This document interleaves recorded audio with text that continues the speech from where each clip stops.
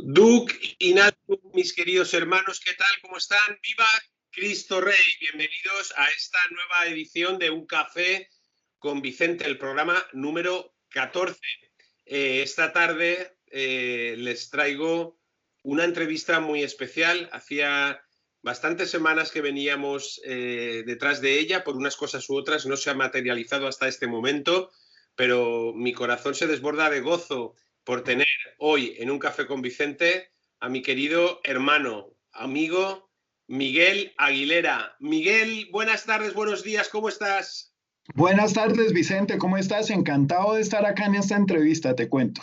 Qué bien, En qué esta charla, maravilla, mejor. qué Sí, señor. maravilla. Pues muy bien, como saben, Miguel Aguilera está en Colombia y así es que vamos a compartir este café con Vicente entre España y Colombia, la tierra del café por excelencia, ¿eh, Miguel? Sí, señor. Sí, señor. Como no podía ser. Nuestro principal producto agrícola durante muchos años. Así es, así es. Bueno, aquí en España el café colombiano es muy, muy valorado. Muchísimo, ¿eh? Que lo sepas. Sí, señor. Sí, señor. Bueno, Miguel, mis queridos hermanos, ustedes conocen ya a Miguel, muchos lo conocían ya, muchos lo conocieron en su etapa en Galat, en Un Café con Galat y en Teleamiga, y gran parte de las personas que no lo conocían tuvieron ocasión de conocerlo en nuestro canal, en Adoración y Liberación, a raíz de ese programa especial maravilloso, gozoso, que pudimos compartir con Miguel, con Sandra Ortiz y con Beatriz Becerra en torno al homenaje al doctor Galat, a ese gran apóstol de los últimos tiempos que hicimos hace unas semanas y en el cual pues recordábamos al doctor José Galat en el primer aniversario de su tránsito al Padre.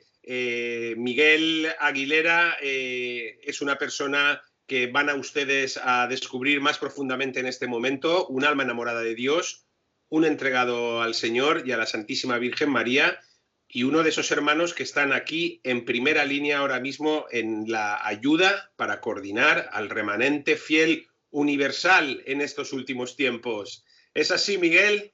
Sí, señor. Me claro, describes lo que es mi vida actual completamente, porque yo conocí del Señor hace unos 11 o 12 años. Y después de los bandazos propios de cuando uno descubre al Señor, porque a mí ese descubrimiento para mí vino lleno de regalos y de cosas lindas, llegó un momento en que muy rápidamente yo dije, yo tomo una decisión racional y definitiva y drástica de seguir al Señor. Y corté con todo lo que era mi vida hasta ese momento y me volteé al Señor completamente. Y hoy en día mi vida es como si yo fuera un monje de clausura, te quiero contar, porque yo voy a la Eucaristía cuando hay sacerdotes que la ofician por la mañana y por la tarde.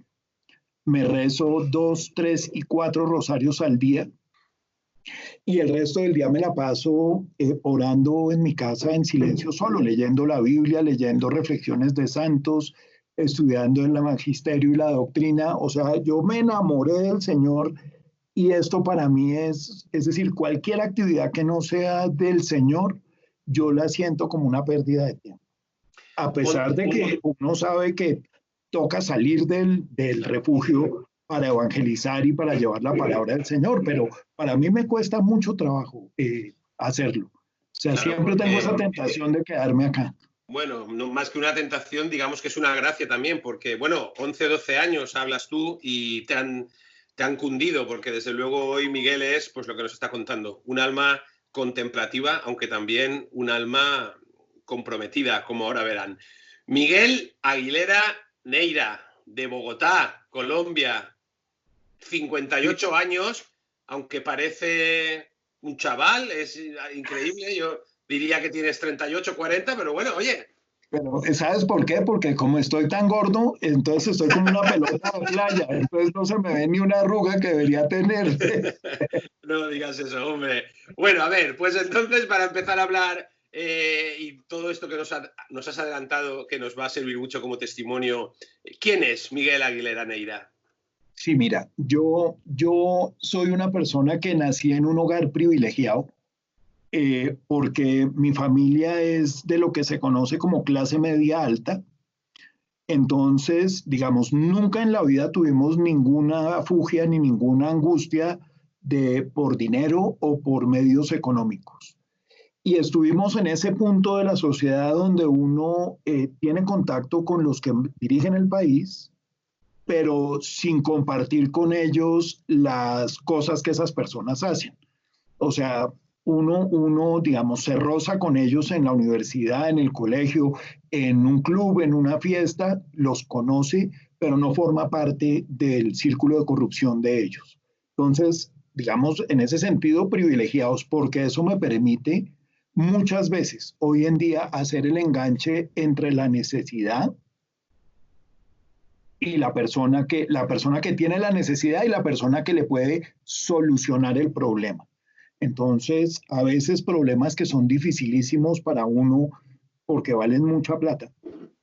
Hay una sola persona que me dice, yo le doy la plata, yo le ayudo con eso, en silencio, que nadie se entere, no quiero que sepa sino usted que yo le di el dinero. Y me dan la plata y hemos comprado cocinas, le hemos dado neveras, hemos hecho, o sea, hemos surtido cantidades de personas y yo lo único que hago es en el chat de mis amigos escribir, necesito una cocina industrial y alguien me contesta privadamente y me dice, yo se la doy.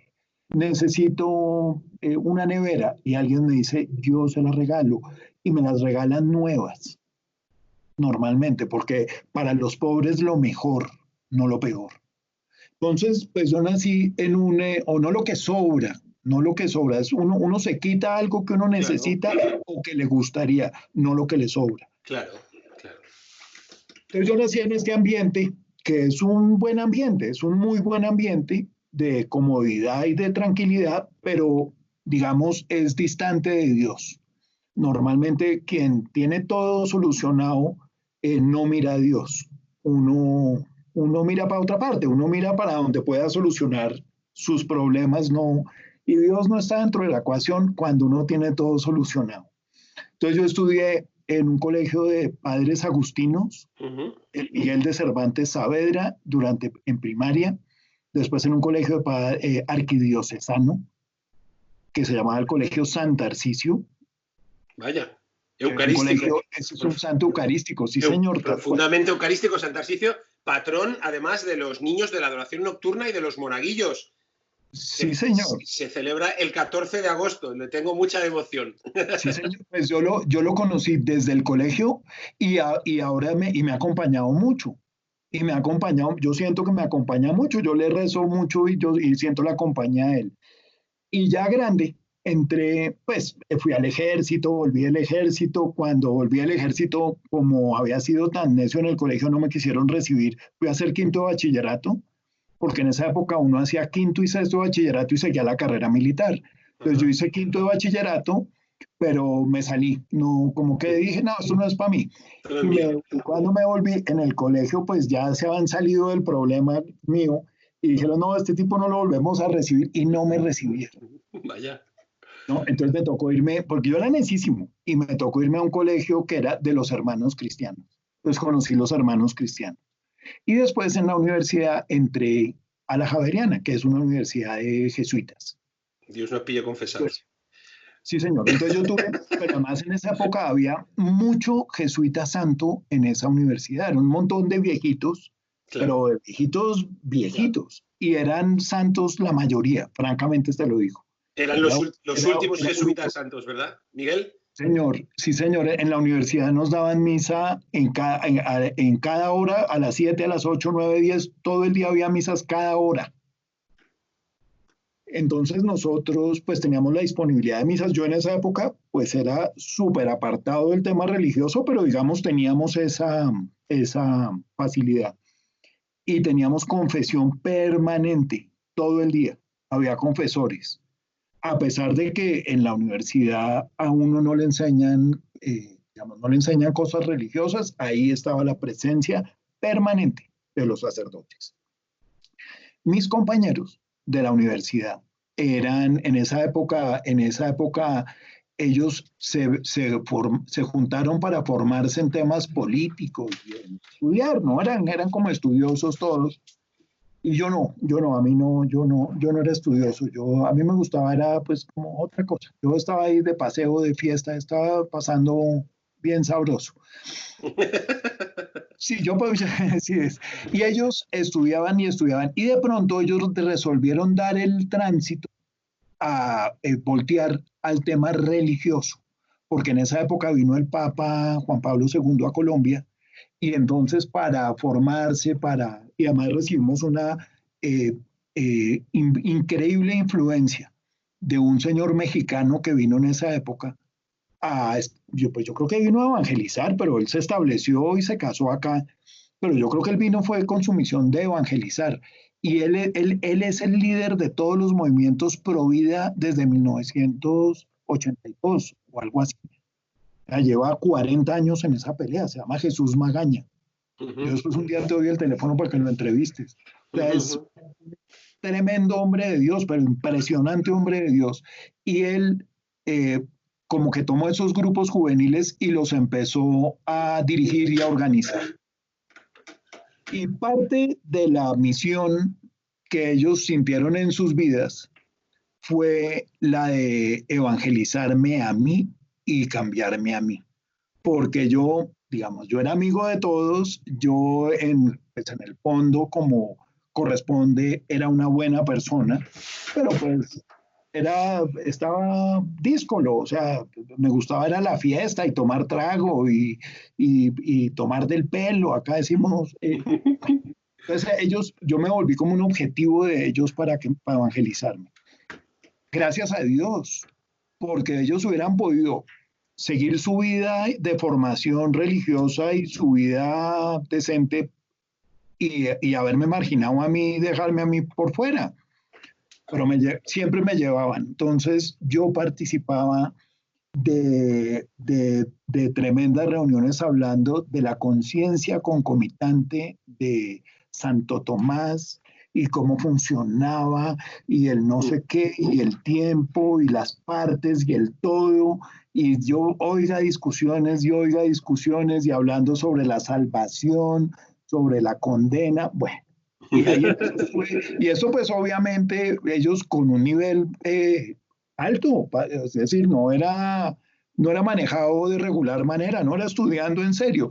Y yo recibo un montón de semillas, Vicente, ¿tú entiendes qué es eso?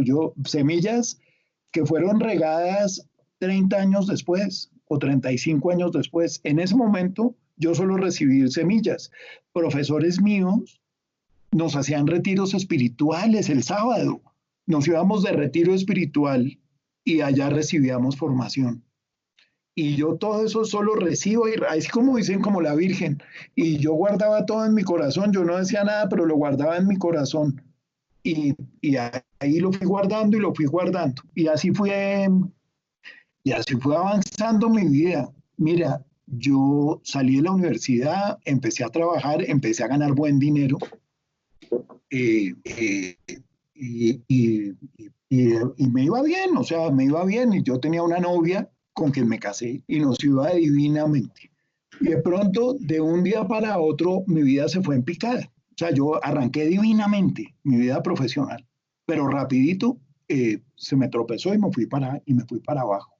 Entonces a mí me llevaron donde una monjita en el sur del Huila, que es como al sur del país, que se llamaba la hermana Clarita, porque mi novia, después esposa, dijo, usted tiene alguna cosa grave y eso tenemos que sacárselo, y la hermana Clarita es una exorcista. Y allá me llevaron, donde la hermana Clarita, y fue mi primera experiencia de, pues digamos, de algo religioso como especial, ¿cierto?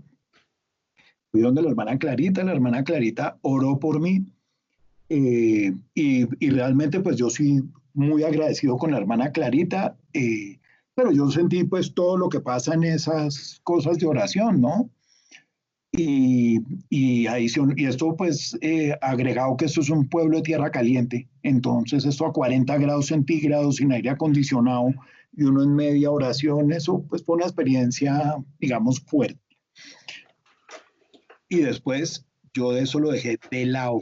Tampoco seguí con esto nunca. Siempre seguí dejando todo como de lado. O sea, yo sabía que Dios estaba ahí, pero, o sea, nunca lo negué, nunca hice nada en contra de Dios, pero tampoco nunca lo busqué, nunca le hice, nunca le hice, nunca le hice la cacería ni el seguimiento. En el Huila yo conocí varias cosas que a mí me marcaron, Vicente, la vida increíblemente, porque yo descubrí Estás hablando, Miguel, perdona, Huila, te refieres a pueblos del sur de Colombia, ¿no? Por lo que... Sí, señor, eso es un departamento es un departamento importante de Colombia, pero queda bien hacia el sur, bien hacia el sur. Y estos pueblitos quedan bien hacia el sur. Ajá. Y es decir, esos son pueblos, todos esos pueblos fueron súper importantes porque los españoles entraron por el Caribe y después cogieron por la montaña y por ahí bajaban a los imperios de Lima y de Chile y de todo esto, bajaban era por estas montañas. Por ahí bajaban y por ahí subían con el oro y de hecho, por ahí bajaban con el evangelio, con el idioma y con todas las cosas que nos trajeron y por ahí salían con las riquezas también, o sea, era el sitio de salida del comercio. Entonces, son pueblos que siempre fueron importantes para nosotros como nación. Pero imagínate que, pues obviamente el mundo cambió, entonces nosotros dejamos de mirarnos como el ombligo y empezamos a mirar hacia afuera y la importancia con el Caribe y la importancia de los Estados Unidos y entonces estos pueblos quedaron medio parados en el tiempo. Son pueblos que quedaron, uno va y hay unas casas lindas y todo, pero uno ve que hace 100 años no pasó nada allá. Se estancó, ¿no? La cosa. Se estancaron. Y entonces, allá yo tuve unas experiencias que a mí me impactaron. En un pueblito, llegamos a ver, y había una carrera intermunicipal de varios pueblitos, de los colegios de varios pueblitos. Y llegó una niña de, yo no sé, por ahí de 10 años, divinamente organizada con su uniforme para correr la carrera intermunicipal. Y en el momento de ponerse en la línea de salida, la niña se quitó los tenis y se los entregó a la mamá. Y la niña arrancó y corrió la carrera descalza. Y entonces pues lo primero que yo pensé fue que, pero pues eso sí es al revés de todo, con los tenis le va mucho mejor que descalza. Y mi esposa me dijo, no, es que ella recibe los tenis que seguramente se los da un patrocinador o algún finquero o alguien que se los regala, pero ella los cuida porque le tienen que durar el año entero, no los quiere dañar. Fíjate. Y eso pues obviamente le pega a uno en el corazón porque uno ve cómo hay personas que es que unos zapatos no valen 10.000 pesos, valen $5. Cómo una persona tiene que guardar los zapatos para su carrera para que le duren el año entero. Digamos que ahí, Miguel, conociste la pobreza, ¿no? Como nunca la habías imaginado, ¿no? A lo mejor. No, yo nunca me había imaginado que eso fuera así, porque es que una cosa es verla en televisión y otra es ver las personas con sus realidades del día a día. Contratamos un niño para que nos cuidara la hija nuestra que tenía 3 años. Entonces contratamos un niño. Imagínate qué contrato es con un niño. Le dábamos propinas y esto.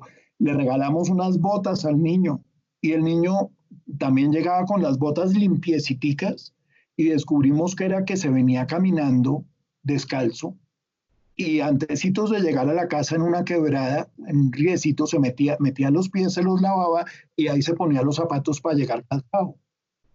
Pero él no usaba los zapatos para no gastarlos.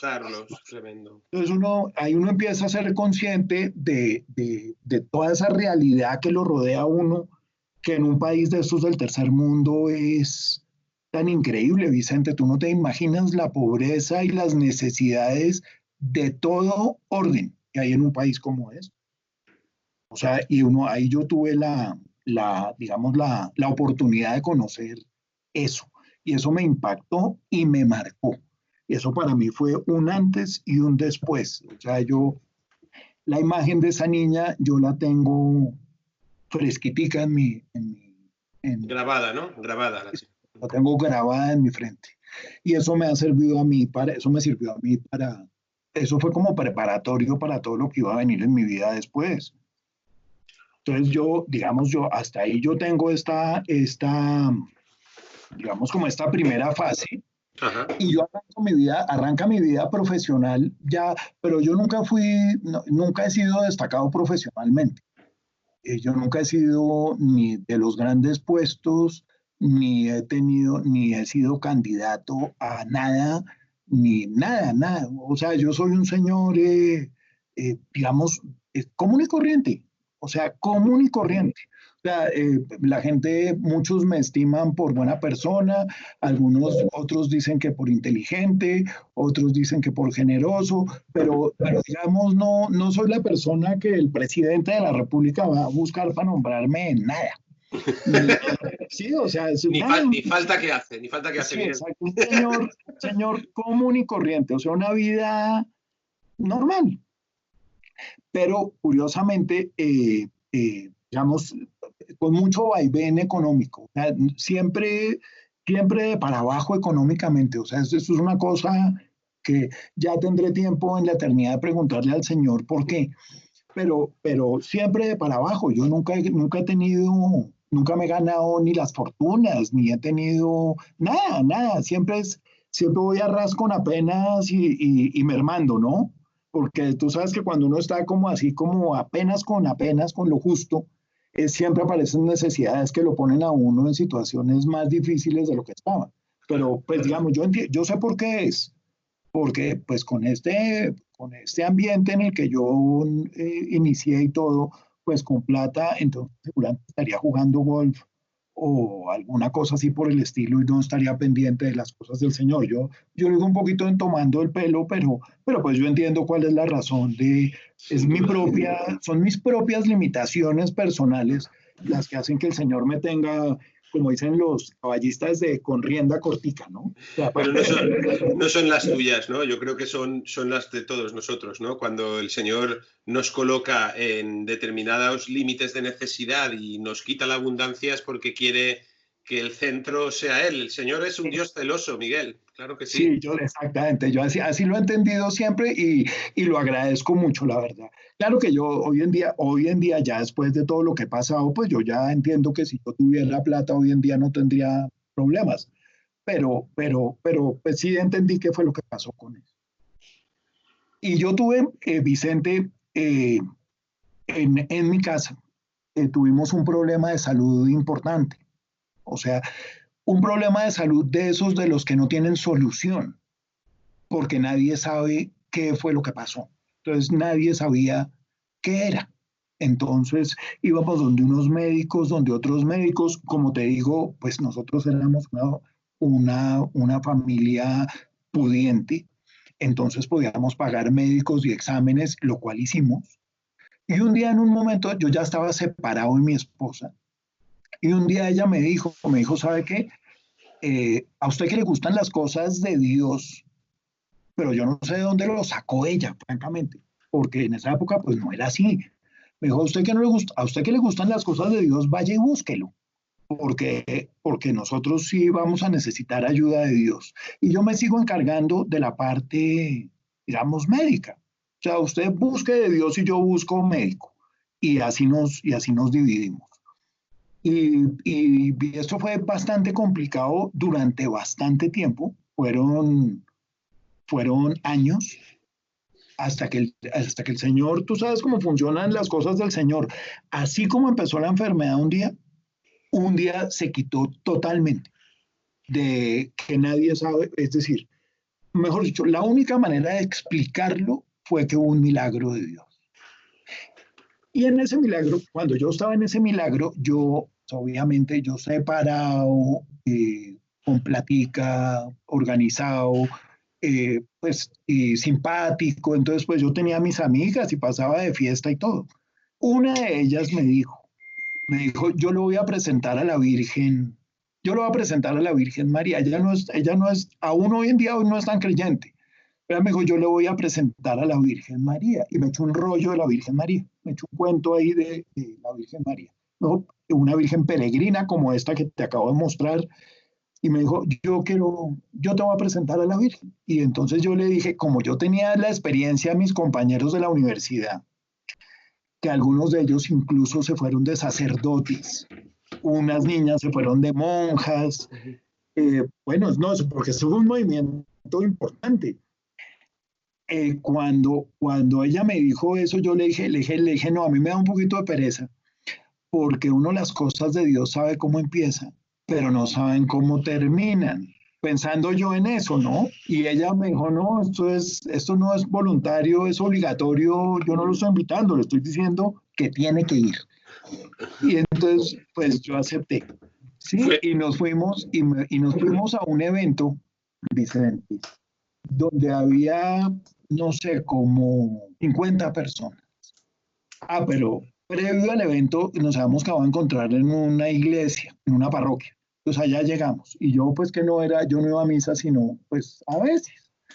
Y llegamos a la iglesia, misa de 5, porque la cita era a las 5 y no vino nadie a la misa. Entonces, no, pues quedémonos porque debe ser en la misa de 6. Y nos quedamos a la misa 6. Tuvimos misa de 5, misa de 6. Y entonces ya a las 6 dije, bueno, ya, vámonos. Dijo, no, están llegando las personas y nos quedamos a misa de 7. Tuvimos 3 misas seguidas, una detrás de otra. Sobra decir uno, pues sin confesión, sin entender lo que pasaba en la misa, nada. O sea, fue un rato difícil, largo. Árido, ¿no? Se Pero te hizo estuvimos, árido en aquel momento. no, eso es claro. Y ahí estuvimos hasta las 7:30. Y de ahí salimos a un restaurante. Y en ese restaurante, pues fue la reunión. Y había 50 personas, todos pendientes de estar al lado de la vidente. Pero pues obviamente yo no, pues yo no, pues ya, yo iba más bien como forzado, me llevaban como a la fuerza. O sea, Yo Miguel, no estaba, disculpa, cuando dices dime. que esta chica te dijo que te voy a llevar a la Virgen sí o sí, ¿no? Te estaba conduciendo a una reunión con una vidente de María. Sí, señor. Íbamos a hablar de la Virgen ese día. Dije, pero y además yo hoy en día yo me la encuentro y yo le digo, yo a usted la quiero con toda mi alma porque usted me presentó lo mejor que me ha pasado en toda mi vida, que es a la Virgen. ¿Sabes? La Virgen para mí ha sido central en mi vida. O sea, que podríamos decir que ahí fue la primera llamada a buscar al Señor, ¿no? Por medio de Sí, María en este caso, ¿no? sí, señora, allá fuimos al restaurante y allá me sentaron en la mesa con la vidente. Pero eso sí fue, pues, eso fue del cielo, porque pues que si yo no tenía ni idea de nada. Y en la mesa cuando estábamos hablando, la gente hablaban del Padre Pío, hablaban bueno, de un montón de cosas y nosotros dos no sabíamos ni qué era, nunca habíamos oído hablar del Padre Pío. Él me dijo a mí, me dijo, ¿tú sabes quién es el Padre Pío? Y le dije, no, pero lo que noto es que deberíamos saber quién es porque todos hablan con una emoción del Padre Pío. Y ella se rió y dijimos, bueno, cuando salgamos, investiguemos quién es el Padre Pío. O sea, eso para mostrarte cuál era mi nivel religioso. Era cero. Yo no sabía nada de nada. Yo nunca en mi vida había oído hablar de que había videntes. No, yo no entendía qué era eso. Bueno. Y ese cuento, para hacerlo un poquito corto, porque si, ¿a qué me puedo quedar 4 horas contando esto? Mira, nos fuimos con la vidente y finalmente fuimos y tuvimos una experiencia de Dios con ella. Una experiencia de Dios en la que yo sentí que la Virgen me abrazó. Y yo sentí el abrazo, pero además yo sentí el abrazo, yo abrí los ojos y no, nadie me estaba abrazando, pero yo me sentí abrazado. Y la vidente dijo, abrió sus labios y dijo, Nuestra Señora en este momento está abrazando a una persona, a un hombre de mediana edad. Y en esa reunión había unos señores de 80 años y unas personas de 25. O sea, el de mediana edad era yo, sin duda. Y el abrazo yo lo estaba sintiendo. Entonces, cuando yo siento este abrazo, yo dije, no, esto es conmigo. O sea, no hay duda de esto. Y ahí empezó el cambio mío, porque yo a partir de ahí durante 2, 3 o 4 meses, yo fui sintiendo un montón de cosas, todas nuevas para mí, pero yo sentía el gozo al orar, además, pero si no, no era orar, era repetir oraciones porque yo ni sabía orar, era gozo al orar, yo no quería estar sino en misa o en eventos religiosos o en cosas, yo no quería sino lo que tuviera que ver con el Señor y con el cielo y no más. O sea, que el Señor Y, ahí ya y te eso había ganado, Miguel. sí, yo creo, sin duda, o sea, pero es que me cogió de una manera, pero además tan bonito como hace él, ¿no? Que es todo con todo sutil y manda unos regalitos sutiles, porque uno no es que diga que el abrazo es que me apretó, es que casi me rompe las costillas, no, no, no, Una cosa sutil. uno siente que lo están abrazando, La pero ternura no, de Dios, ¿verdad? pero no siente uno despiche, pero ni tampoco siente uno ni que la urgencia contesta. No, no, no, todo es sutil, ¿cierto? Todo es sutil y suave. Y yo sentí todo eso. Y todas esas semillas que mis amigos habían sembrado 30 años antes, empezaron en ese momento, empezaron a florecer, empezaron a crecer. La verdad, te lo quiero decir así yo busqué al mexicano que te digo, como me estaba pasando todo lo que me estaba pasando, pues él es un señor que ha sido muy amable conmigo toda la vida. Pero yo además, yo había sido incluso grosero, antipático. Pero cuando a mí me empezó a pasar todo esto, yo lo busqué y fui y le timbré en su casa, en su oficina, y le dije, Jesús, a mí me está pasando esto. Y le conté, y él muy amablemente durante unas 2 horas o 3 horas me dio cartilla y me dijo qué era lo que estaba haciendo y me orientó sobre cómo, digamos, qué era lo que tenía que hacer. Yo resolví de manera drástica, Vicente, cuando bueno, esto incluyó la venida de la Santísima Virgen, incluyó el milagro, sin duda alguna, amarrado a ella. No que ella lo haga, porque pues sabemos que el Señor es el que hace los milagros, pero también sabemos que ella es la que los obtiene.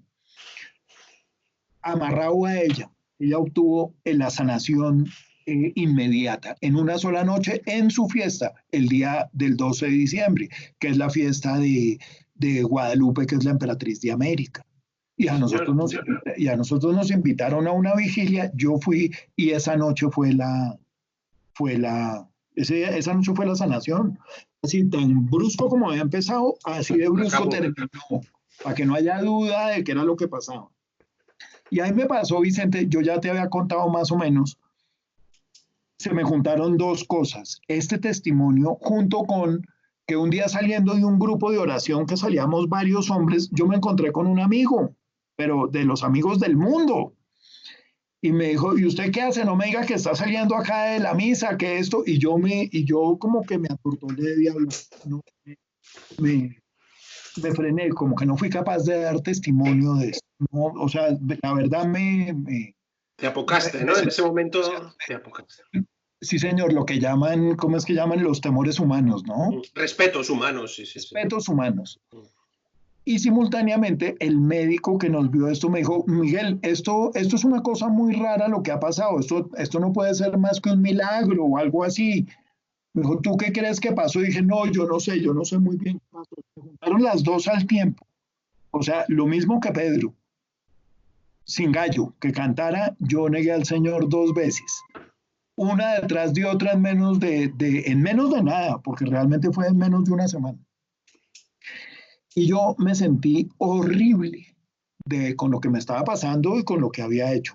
Y yo dije, yo nunca le vuelvo a faltar al Señor. No, es decir, el testimonio lo voy a dar, me cueste lo que me cueste.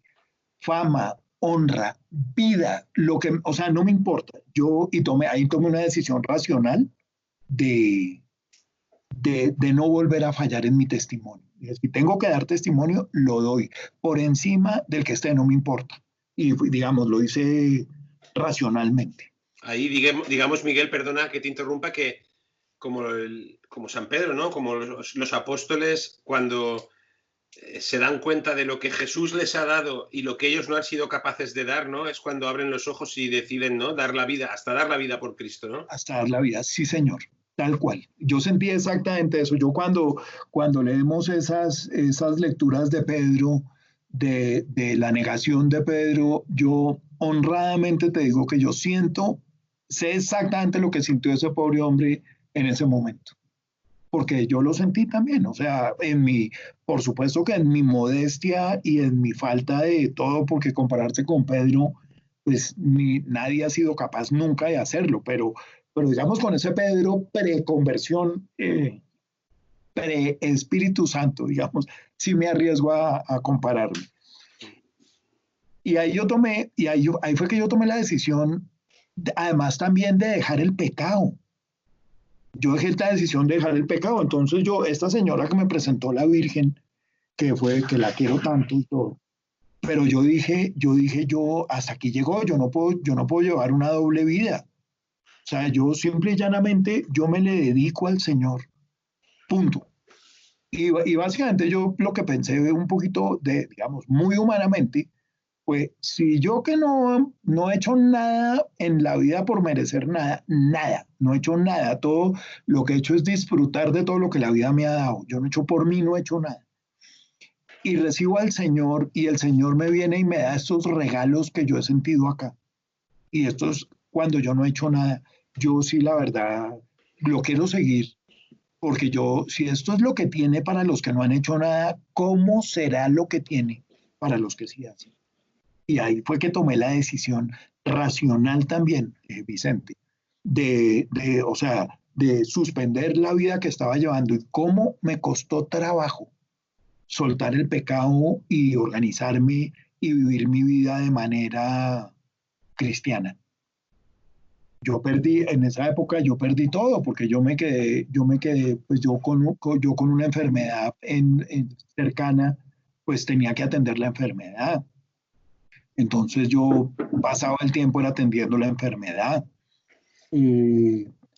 No descuidé el trabajo, o sea, no, en fin, yo tenía un apartamento y lo perdí, yo tenía un carro y lo perdí, yo tenía una moto y la perdí, yo fui perdiendo todo, porque pues además uno sin trabajar, pues las cosas materiales hay que mantenerlas.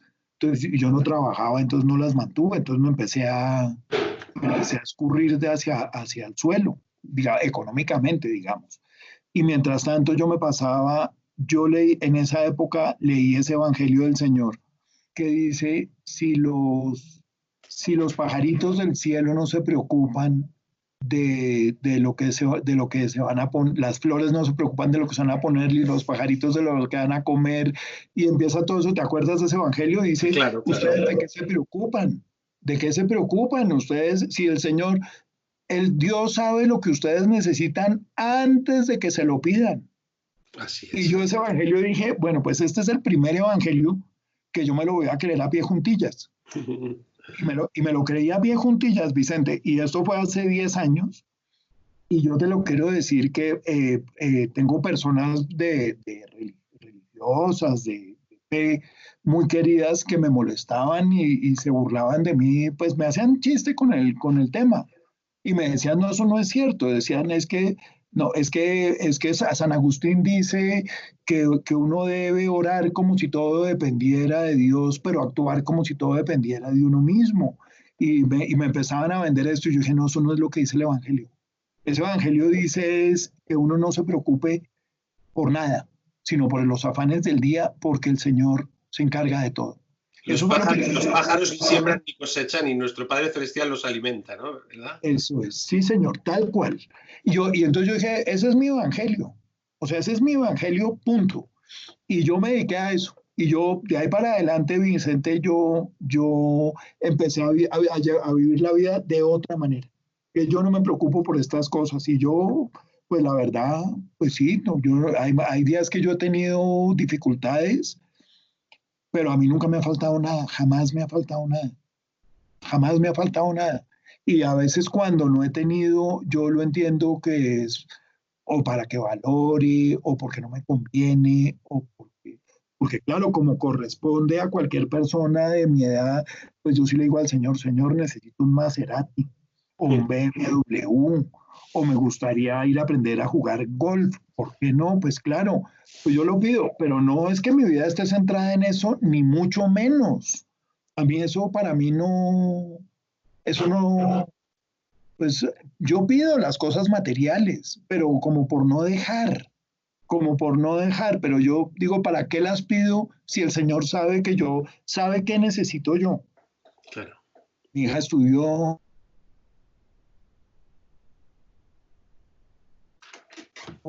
he tenido todo lo que he necesitado. Mis amigos ricos, cuando inauguran un restaurante nuevo o cuando hay alguna cosa, me invitan, dicen, venga, venga, venga, yo lo invito, camino y vamos. Y voy, entonces conozco los sitios. Si me explico, el Señor me da, de todas maneras me da el Señor, pero a uno también las apetencias le cambian, ¿no? O sea, ya yo ir a comerme unos langostinos a la no sé qué, pues, no, no es algo que me apetezca, no es algo que yo, no es algo que esté dentro de mi plan de vida, ¿sí me explico? Claro, claro. Entonces, en esa época yo conocí a los amigos de la Corporación Belén, que es lo de Rafael Arango. A raíz de esa decisión, ¿no? De En cambiar de esa, vida, de... toda esta época coincidió, toda esta época fue como simultáneo todo. Ajá. Yo conocí la Corporación Belén y allá yo fui.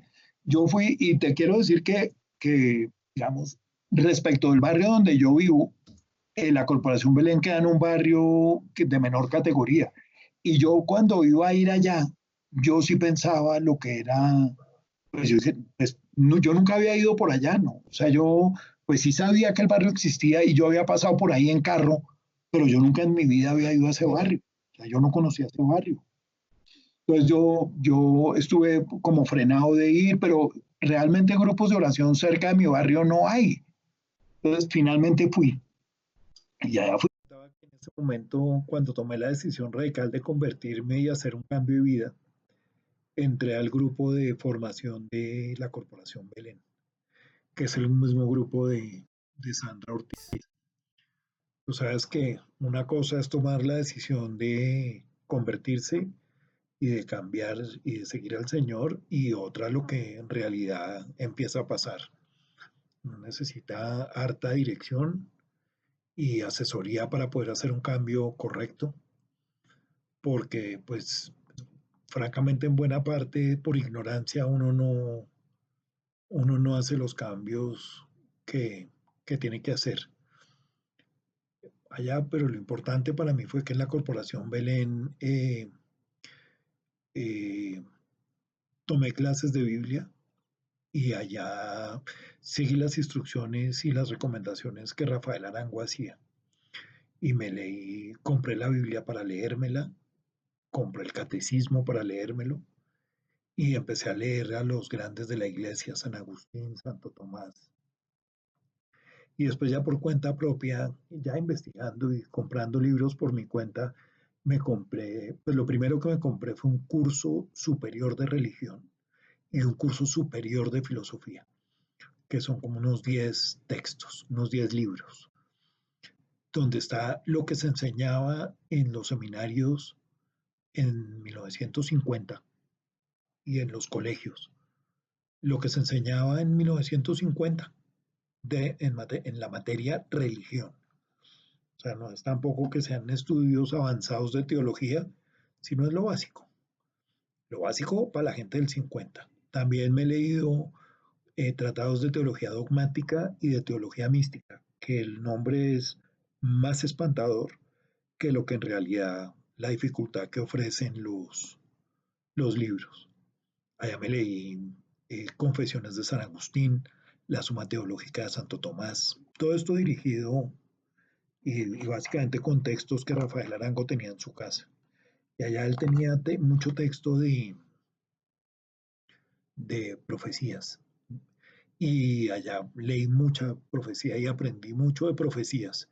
Y la verdad, pues le cogí aprecio a las profecías, pero pues las profecías no son rectoras de mi vida en lo más mínimo. Entonces, digamos, hasta ahí, digamos, en cuanto a esta parte.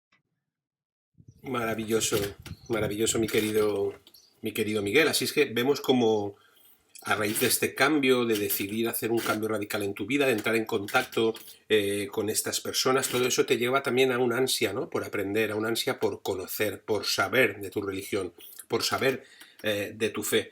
E incluso me llama la atención que estabas hablando de que te ponías a aprender con lo que aprendían religión simplemente en los años 50, ¿no? Como diciendo, bueno, estudios de lo básico, pero claro, estudios de lo básico de lo que hoy ni se conoce. Vale más un estudio de lo básico de los años 50 que lo que se enseña hoy en nuestros catecismos, por desgracia. Estupendo, Miguel. ¿Qué hacías, Miguel, en esta corporación, en esta comunidad? ¿Cuál era tu papel? En la corporación hacíamos muchísimos eventos, o ellos hacían muchísimos eventos para llevarle, pues para evangelizar. Y yo participaba de esos eventos como servidor, pero pues como servidor raso, o sea, ayudando a poner las sillas, ayudando a quitar las sillas y, y ahí digamos, la verdad que por alguna cercanía especial con Rafael lograba tener acceso a los predicadores y a esto, y entonces eso le da a uno un contacto cercano con la gente y ahí uno va aprendiendo pues más cositas, ¿no? Ese trato cercano con la gente es bueno para la formación. En esta época, en esta etapa, en la Corporación Belén descubrí la oración de liberación. Y la oración de liberación para mí, la verdad, fue el descubrimiento mayúsculo de mi vida. Yo, después de la oración de liberación, todo lo demás. Eso me encantaba ir a los eventos.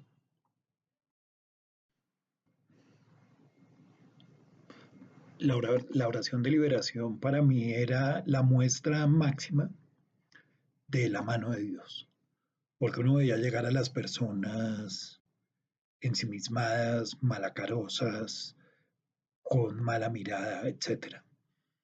Y 4 o 5 horas después de la predicación y después de la oración, los veía uno salir completamente cambiados, otra cara, otra actitud. A mí haber descubierto eso fue haber descubierto la misericordia de Dios, pero además apenas la medida para los que somos duros de creer, porque pues obviamente que la acción de Dios sabemos que está en el amor, que está en la sanación, que está, bueno, en el abrazo de una madre, todo eso, pues yo nada de eso yo lo veía, yo nunca vi la mano de Dios en nada, solo la empecé a ver en la oración de liberación, por supuesto, eso me encantó,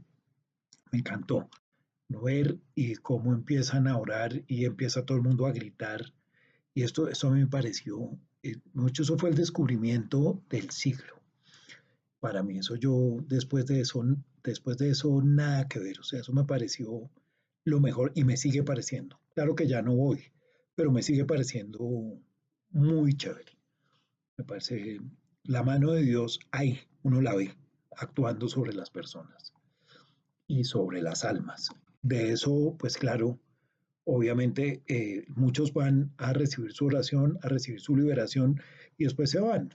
Y entonces terminan pues yendo por el favor, pero no tiene ningún efecto en la vida de ellos. Y la verdad yo me acuerdo que eso les molestaba mucho. Pero pues ahí está el evangelio de los leprosos, ¿no? 10 leprosos, los 10 se sanaron y solo uno volvió a darle las gracias al Señor. Y suponemos que solo uno se convirtió, los demás pues seguramente siguieron en su vida. Aunque esto es una suposición, pero digamos, esto también, simultáneamente con esto, yo empecé a trabajar muy activamente en mi parroquia.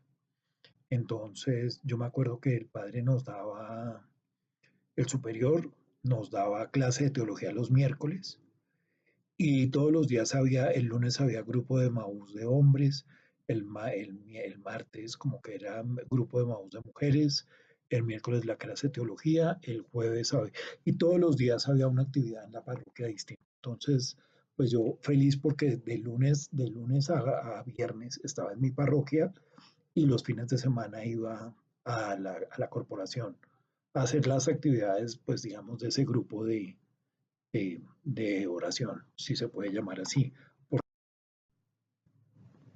porque era más un grupo de formación que un grupo de oración propiamente tal. O sea, a eso me refiero. Iba uno allá a recibir clase de Biblia, que era el fuerte, mucho más que a orar, no era un grupo de oración. Bueno, simultáneamente con esto yo empecé a trabajar muy cercanamente en mi parroquia, con con los padres de mi parroquia. Y allá era pues otra cosa, porque yo me les pegué los, yo era, les servía de, ¿cómo se llama eso? De monaguillo, y entonces yo acompañaba al padre durante todas las misas del domingo y pasaba con él los domingos enteros, ayudándolo y ayudando en las fiestas fuertes, en Navidad, en Semana Santa. Y me volví muy colaborador y muy visible en la parroquia. Y así estuve bastante tiempo.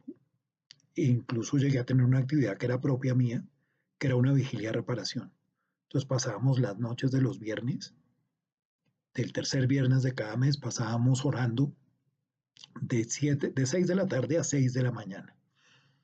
Y teníamos Eucaristía y con unción de los enfermos y hacíamos, o sea, predicábamos la palabra de Dios, después hacíamos adoración al Santísimo, eh, después teníamos la Eucaristía, súper solemne, hacíamos con marcha de entrada, con incienso, con velas, cirios altos, con cruz alta, hacíamos toda la procesión, era bien bonito.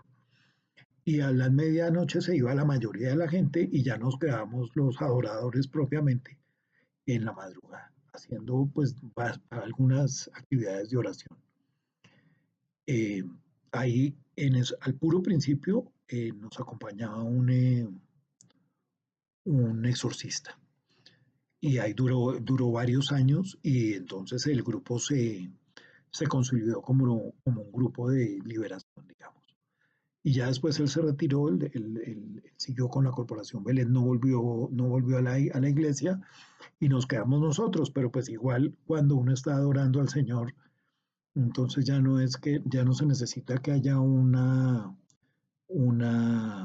digamos, una actividad especial, porque el Señor actúa como a Él le parece y ahí vimos muchas cosas. Era bien bonito eso. Sobre todo vimos conversiones, era como lo mejor. Sanación, liberación y conversiones. En esa época, cuando yo estaba en esa época, en la corporación hacíamos muchísimos eventos, o ellos hacían muchísimos eventos para llevarle, pues para evangelizar. Y yo participaba de esos eventos como servidor, pero pues como servidor raso, o sea, ayudando a poner las sillas, ayudando a quitar las sillas y, y ahí digamos, la verdad que por alguna cercanía especial con Rafael lograba tener acceso a los predicadores y a esto, y entonces eso le da un contacto cercano con la gente y ahí uno va aprendiendo pues más cositas, ¿no? Ese trato cercano con la gente es bueno para la formación. En esta época, en esta etapa, en la Corporación Belén descubrí la oración de liberación. Y la oración de liberación para mí, la verdad, fue el descubrimiento mayúsculo de mi vida. Yo, después de la oración de liberación, todo lo demás. Eso me encantaba ir a los eventos.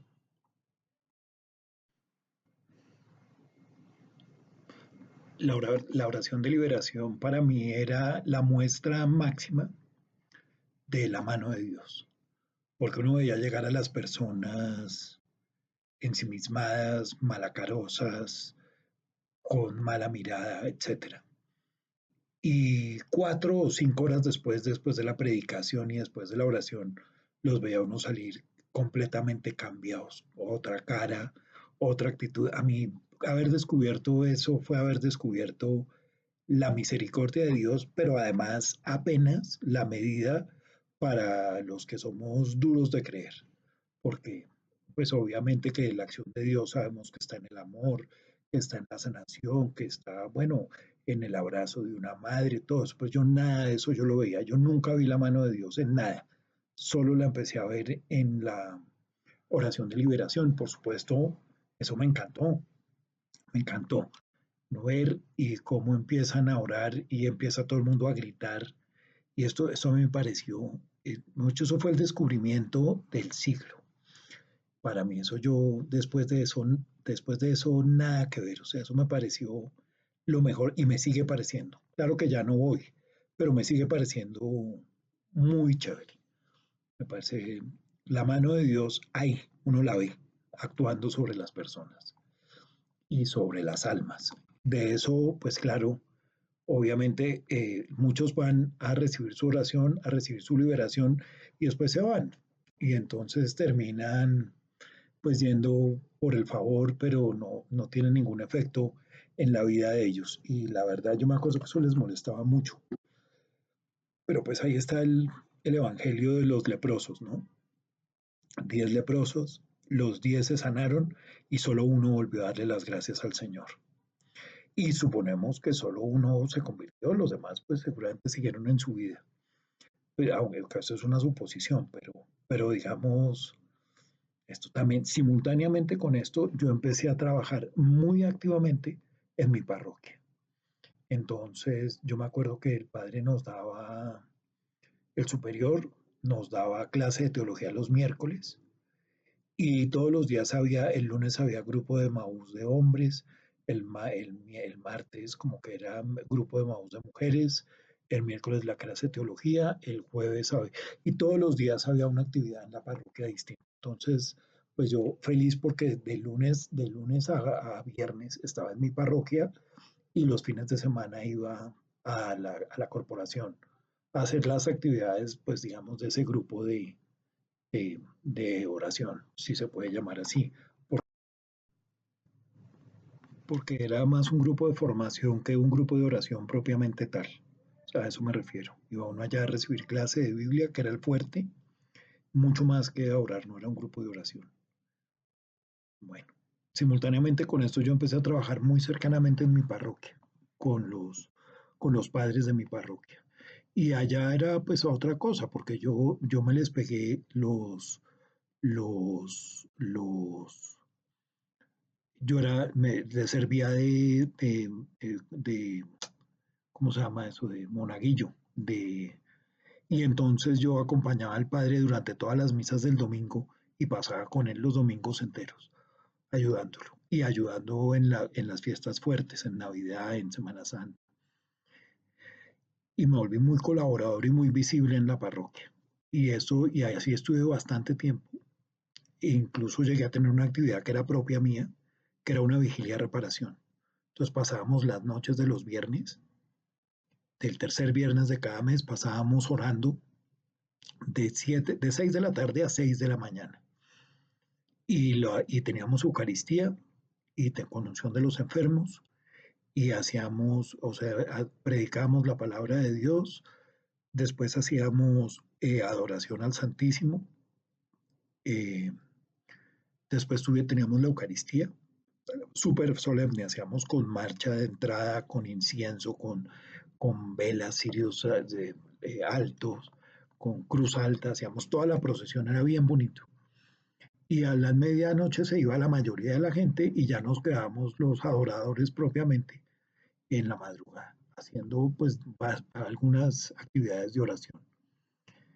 Eh, Ahí al puro principio nos acompañaba un exorcista y ahí duró varios años y entonces el grupo se consolidó como un grupo de liberación, digamos.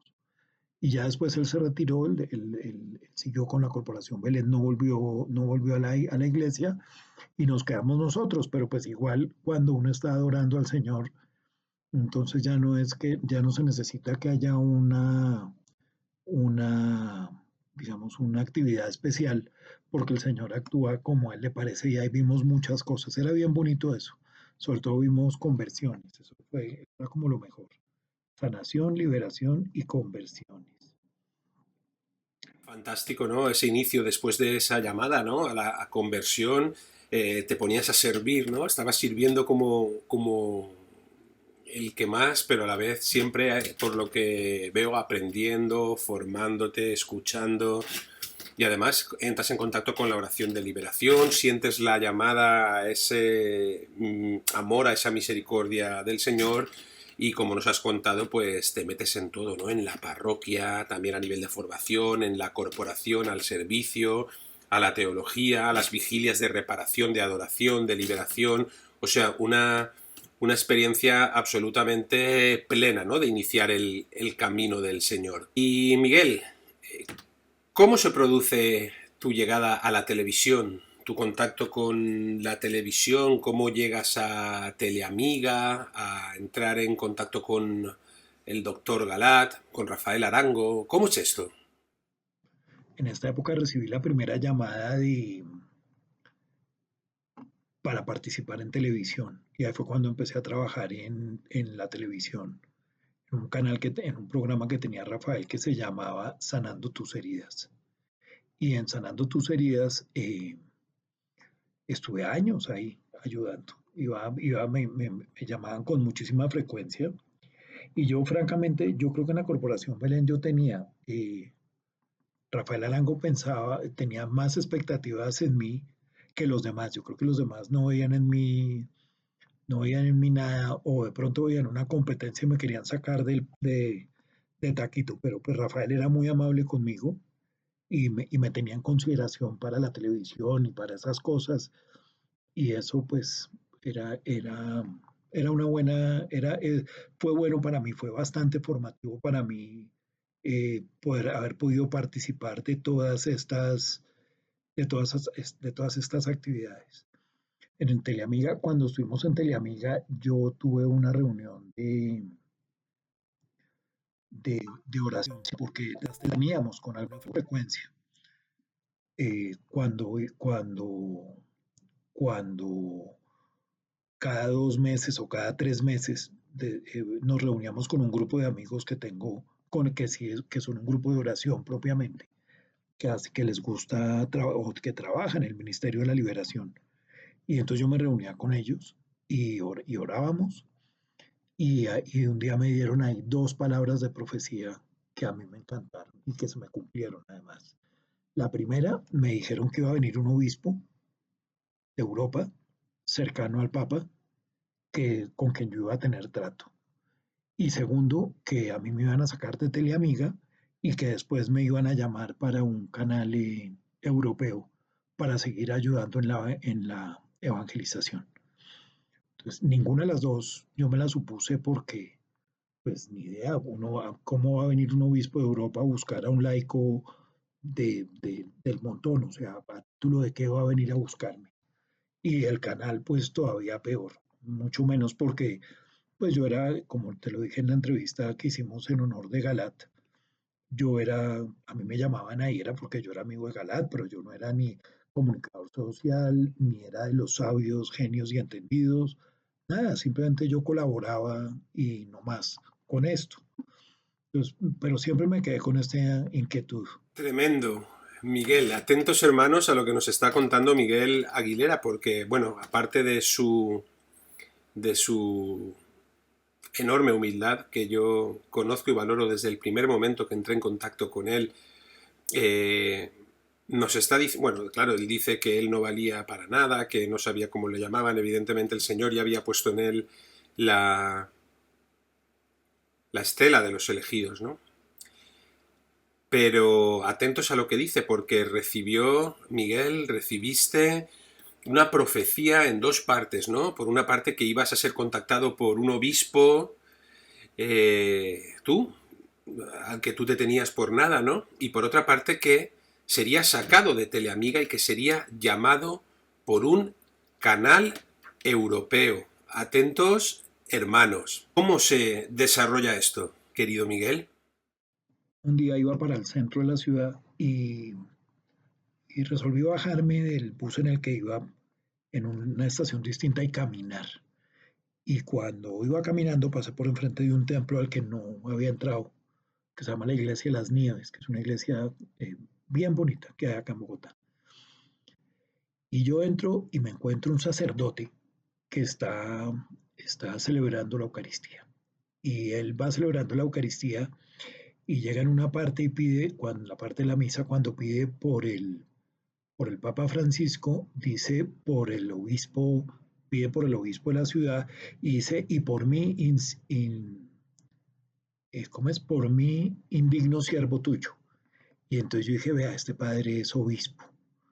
Y entonces ya me puse a fijarme y le vi la cruz en el pectoral, pero él no tenía ornamentos sino de sacerdote común y corrientes. Termina la Eucaristía, el obispo dijo, voy a confesar aquí, señor el confesionario, entre esta Eucaristía y la próxima. Y entonces yo me fui, obviamente, a hacerme confesar por el obispo y le pedí que me bendijera el rosario, el crucifijo. Y a partir de ahí, todos los sábados yo iba a esa iglesia y entonces iba a misa de 11, confesión a las 11:30 y misa de 12. Y me hice amigo del obispo. Y obviamente el obispo era un obispo español. Estuvo acá como unos 5 o 6 meses porque estaba siguiendo el plan E de evangelización de la arquidiócesis de Bogotá y establecimos una relación bastante cercana. Nos hicimos amigos. Y entonces ahí está el obispo europeo, fíjate tú, español. Y después eh, fuimos sacados de Teleamiga, murió Galat, fuimos sacados de Teleamiga y fíjate tú, un año después, sin buscarlo, porque a ti te consta que nunca en la vida he hecho ninguna diligencia eh, conducente a esto. Y he venido terminando relacionado con adoración y liberación, aunque por supuesto no como presentador ni esto, pero fíjate cómo a un canal europeo me le he podido venir pegando para seguir ayudando a difundir la palabra del Señor. Luego, la palabra de profecía que me dieron en esa oración se cumplió completamente. Bueno, de esto, simultáneamente a todo esto, pues yo vine haciendo un proceso pues, de liberación propiamente y de sanación interior, que duró varios años o que lleva varios años. De sanación interior pura, oración y puros en eso es que me he mantenido durante todo este tiempo, orando, pidiéndole al Señor y bueno, he tenido toda suerte de actividades al Pues respecto. así es, mis hermanos, así es, Miguel. Yo doy fe absolutamente de ello. Fíjense cómo, y atentos a este testimonio, porque realmente es de los que al igual que el que hace unos días nos dio nuestra querida hermana Sandra Ortiz, también amiga y hermana de Miguel Aguilera, también hijos espirituales del doctor Galat, de ese Un Café con Galat, que hoy indignamente intentamos darle continuidad desde Un Café con Vicente en homenaje a ese doctor Galat y a esa lucha. Fíjense cómo el Señor escribe la historia y fíjense de manera que se animen todos a saber que cada uno de los que están aquí con nosotros intentando juntar, animar y coordinar este remanente fiel tienen una llamada del Señor a ser sucesores de los apóstoles, sí, porque todos somos sucesores de los apóstoles para evangelizar, no solo los obispos y más si como es el momento nos han abandonado. Fíjense lo que Miguel cuentas tan maravilloso, esas dos profecías que le dieron se cumplieron tal cual en el Señor. ¿Cómo iba a saber nadie que un obispo europeo acabaría contactando, entrando y siendo acompañamiento espiritual de Miguel? Y así fue, un obispo español de mi tierra en concreto. ¿Cómo iba a saber alguien que sería expulsado de Teleamiga y acabaría en un canal europeo? Y así es. Y Miguel, basando una vez más mi agradecimiento total en tu humildad, que a mí me sobrecoge, decirles que aunque él diga, bueno, y estoy en adoración y liberación, cumpliendo esa profecía, pero bueno, no soy un presentador ni nada, no, ya les digo que Miguel Aguilera va a ser mucho más que eso, va a ser un fuerte hermano del remanente fiel en la lucha y en el trabajo en adoración y liberación. Van a verlo ustedes muchas veces porque tiene mucho que aportar a esta lucha y además está con un pequeño grupo de hermanos y con un servidor en la coordinación del remanente fiel universal. Así es que de eso de no ser nada, no, Miguel, nadie somos nada. Todo es por gracia de Dios y todo lo hace el Señor, pero que evidentemente tú estás llamado y de estas profecías tuyas, además de tus obras que lo demuestran, a ser un valiente e importante soldado en la batalla, es evidente. Sobrecogedor testimonio que además nos implica a muchos, ¿no? Y doy fe de lo que les ha dicho Miguel. Él jamás hizo nada para llegar aquí a Adoración y Liberación, a esta coordinación del remanente fiel universal, jamás movió ningún hilo y todo se ha venido produciendo por obra y gracia de Dios y de su divina providencia. Y siguiendo con la explicación de este proceso tuyo tan maravilloso, imagino que llegamos ya a la época final, ¿no? La época del culmen de toda la barbaridad en la Iglesia, que es la época de Bergoglio. ¿Cómo te encuentras con ella? Por esta época se levanta, digamos, toda esta situación de enfrentamiento con las herejías que se están promulgando y se están diciendo en voz alta en la Iglesia Católica.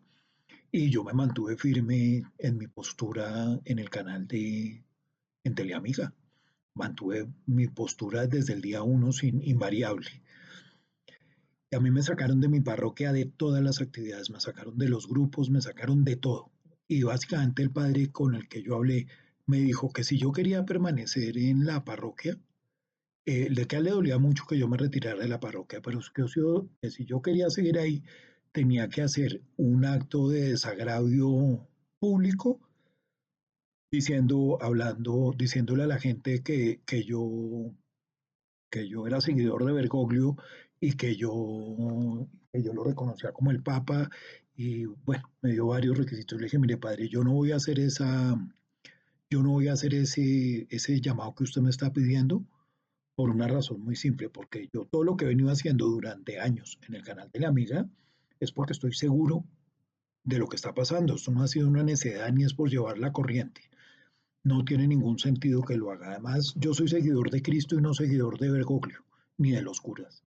Entonces, pues yo no voy a hacer ese acto que usted está diciendo, que además es un acto de reparación que se le exige a los cismáticos y a los herejes, pero no se nos puede exigir a los que creemos que Bergoglio se llama el Papa, que se llama el obispo y que se llama el pastor. Porque es que a uno, porque uno crea que el cura es malo, pues uno no tiene que ir a hacerle desagravio de nada.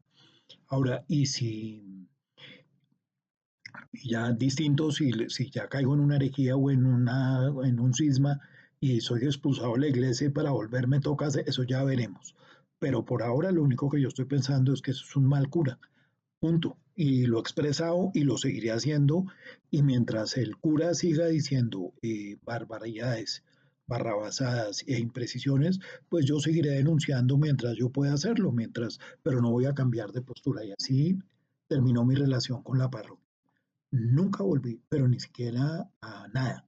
Pasaba por enfrente y buscaba una iglesia en otro lado para ir a misa. Y así estuve más de un año por fuera, hasta un día que volví y entré y me senté y como cualquier parroquiano. Y así me he mantenido desde ese momento hasta hoy. O sea, allá voy, recibo mis sacramentos y ya, pero no volví a ser servidor así dedicado de la parroquia, ni colaborador, ni nada de esas cosas. Maravilloso, Miguel, maravilloso y triste, pero real, ¿no? Una muestra más de la persecución que bueno, prácticamente todos nosotros sufrimos, ¿no? Una persecución en tu propia parroquia, en nuestras propias parroquias, pidiendo además, pues esas adhesiones inquebrantables, hermanos, a un hombre, haga lo que haga. Es decir, el falso entendimiento de lo que es la Santa Iglesia Católica y Apostólica, que se basa en la sana doctrina, la santa tradición, el magisterio bimilenario y las sagradas escrituras, y en la adhesión, por supuesto, a la figura del vicario de Cristo en la tierra, siempre que el vicario de Cristo en la tierra, o el obispo de turno, o el sacerdote de turno no vayan contra Dios. Aquí lo que se pide no es una adhesión a Dios y a su Santa Iglesia Católica, sino adhesión a hombres herejes y apóstatas. Sí, y además has explicado muy bien, Miguel, ¿no? Que esa adhesión pública de fe, ¿no? Que parece propia de un régimen totalitario, se realiza a los que realmente no somos cismáticos, a los que seguimos la doctrina de siempre, ¿no? Y se pide como si fuéramos cismáticos o como si nos hubiéramos apartado cuando los que se han apartado del Evangelio de Cristo y de la Santa Iglesia son ellos. Desde luego, un testimonio, Miguel, una vez más, valiente por tu parte y de coherencia. Y hermano, en cuanto a bueno, la relación tuya con el doctor Galat, porque tú seguías en Teleamiga, comentabas estas cosas, lo hablabas con él, ¿cómo se daba toda esta situación temporal en este momento? A raíz de todo esto, yo tuve una conversación con el doctor Galat una vez y yo le dije, doctor Galat, pues yo la verdad creo que está bien denunciar el error y esto porque eso es parte de la misión profética, pero yo creo que lo que nosotros nos deberíamos centrar era en formarnos y en formar la gente, ¿sí? Enseñarle a la gente cuál es la verdad, no más. Y que la gente con la verdad, pues mire a ver qué hace. Es decir, si la gente sabe que el Evangelio dice, que el catecismo dice, que el magisterio dice, y se encuentra con que Bergoglio o cualquier otro cura dice que no, pues la gente haga un raciocinio simple y decidan si van a seguir a lo que enseña Dios, lo que enseña la iglesia, lo que enseñó Jesús, o van a venir a seguir lo que están enseñando ahora, pero como un acto individual, porque como ya lo dijimos hace un rato, pues Dios no atropella, Dios viene de manera suave, sencilla, y le pone a uno en el corazón las cosas. Y uno resuelve de esas cosas que toma, que desecha, y si decide uno si cambia o no cambia, pero sin atropello. El mismo Dios no lo atropella a uno. Así es, Miguel, ¿no? Qué maravilloso testimonio el de toda tu vida hasta esa conversión y hasta esa claridad, ¿no? Esa claridad que te convierte en un apóstol de los últimos tiempos, sin duda, ¿no? Lo que nos dice el hermano Miguel, Dios no atropella, Dios respeta, Dios traza para cada uno su camino, espera, ayuda, pero a la vez Dios es un Dios celoso porque nos quiere para Él y cada uno en su camino y en su proceso hasta dejarse hacer, ¿no? Por medio de la misericordia divina en lo que hoy Miguel se ha convertido en un verdadero testimonio para todos nosotros, ¿verdad, Miguel? Yo estoy seguro que esto es lo que, yo creo que estoy seguro que esto es lo que Dios quiere. El Señor quiere que las personas lo conozcan y libremente lo busquen.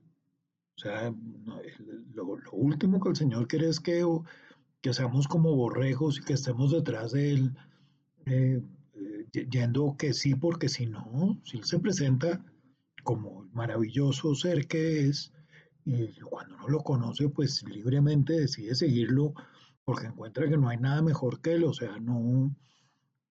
Entonces, y la verdad que en esa conversación él sí él estuvo de acuerdo, pero pues vuelvo y repito, yo no era ni asesor, ni consejero, era amigo y él me invitaba al programa y ahí pues tenía la oportunidad de compartir con él las cosas que estaba pensando. Hoy en día lo que yo hago es que yo evangelizo persona a persona. O sea, la gente me conoce en mi parroquia, la gente me conoce en el grupo de amigos, en los grupos parroquiales y saben que yo sé, y los sacerdotes también saben que yo sé. Ellos saben que yo me he leído las obras de teología y ellos saben que yo, pues digamos, tengo un conocimiento un poquito superior a lo que tiene el normal de las personas. Pero la gente me pregunta que yo qué opino, que en una situación como esta, ¿qué haría? Me ha pasado muchas veces que hay personas que me paran en la puerta de la iglesia y me dicen, Miguel, ¿le puedo contar una historia? Y me cuentan una historia personal. Yo les digo, usted sabe que yo no soy sacerdote, ¿cierto? Me dijo, sí, yo sé. Le dije, pero es que usted me está contando, es como una confesión. Y me dijo, sí, yo sé. Yo le estoy contando esto, es como para que usted me diga si me tengo que confesar o no me tengo que confesar. O sea, hacen como una especie de, como uno sabe que la confesión es con Jesucristo, entonces hacen como una especie de confesión previa conmigo preguntándome a ver yo qué opino, a ver si eso amerita ir a pasar todo el proceso de la confesión con el sacerdote. Y esto pues para mí ha sido, pues esto para mí es una buena manera, muy bonita manera de llegar con el Evangelio a más personas. Eh, Como cosa curiosa, ya te lo he comentado tal vez, pero no estoy seguro. Los sabios y los entendidos me han mantenido al margen de sus deliberaciones y de sus disquisiciones. O sea, yo nunca he sido de los sabios y entendidos. Yo veo que ellos se reúnen y deciden qué hacer y cómo hacer y cuándo hacerlo, pero yo afortunadamente he estado marginado como de todas esas cosas. Y yo toda mi vida he sido muy solo y ahora Mi querido hermano Miguel, el Señor te va reservando para lo que te reserva, ¿no? Para la contemplación, para la oración y para llevarla toda esta a la lucha que estamos emprendiendo y que vamos a emprender y seguir juntos. Fíjense como el Señor, además, como dice Miguel, lo muestra también como un enemigo, perdón, como un elegido, eh, porque dichosos aquellos a los que el Señor les revela las cosas, el Señor se las ha revelado a los humildes y así lo explican las bienaventuranzas, lo explica el Evangelio y lo explica nuestro Señor. Humildes, pero desde luego formados, preparados y dispuestos para la batalla. Miguel, ha sido un verdadero placer tenerte aquí, un verdadero placer poder escuchar tu testimonio de conversión coherente, valiente, que te ha llevado hasta donde hoy estás, donde te profetizaron, a estar colaborando con este canal europeo que es un canal para el mundo, es una reunión y una coordinación del remanente fiel universal donde vamos a seguir dando la batalla. Miguel, gracias de corazón y que Dios te bendiga y nos dé mucho tiempo en el que queda para poder trabajar unidos. Vicente, para mí ha sido un gusto haber podido departir contigo este momento. Realmente me parece que todo lo que está pasando, pues es indicativo de lo que va a pasar. Ya nos están metiendo, yo creo que en la recta final, porque la destrucción de la iglesia y de todo lo que la iglesia representa, pues cada vez es a pasos más agigantados, y no es solamente en las iglesias locales, sino en las iglesias mundiales. Acá en Bogotá he recibido toda clase de información de diócesis de Colombia y de diócesis incluso de España, de diócesis en Alemania, donde toda la deconstrucción del andamiaje se está ejecutando. Entonces yo, pues hermano, cuenta conmigo eh, para lo que necesites. Acá somos un grupo de personas bien intencionadas, bien formadas y que estamos pendientes de servirle a nuestro Señor y a la causa. Entonces, preparémonos porque ya la desolación la abominación de la desolación ya vimos cómo es que la están ejecutando. Y las pandemias y las guerras y todo ya lo estamos viendo. Entonces, pues ya llegó el momento de, de dejar de ser ovejitas encerradas y empezar a ser, como lo leí de un mexicano, cristeros, y empezar a defender nuestra fe ya, porque pues tristemente nos la robaron, nos la quitaron y hasta ahora no hemos reaccionado de ninguna manera. Hemos estado sometidos con un montón de criterios que no son ciertos, porque defender la vida no es lo correcto, no es lo que, a eso no fue a lo que nos trajeron, además el Señor lo dice clarísimo, el que defienda su vida la perderá y el que la pierda la ganará. Entonces, ese ejercicio de estar defendiendo la vida material, pues lo que hace es llevarnos a perder la vida eterna. Entonces, pues Vicente, muchas gracias y muchas saludes a todos las personas que están en este canal. Mis oraciones para ustedes siempre y, y mi actividad siempre enfocada para lograr estos objetivos, estas metas. Muchas gracias. Que Dios te bendiga. Duc in altum. Hasta el cielo no paramos. Viva Cristo Rey.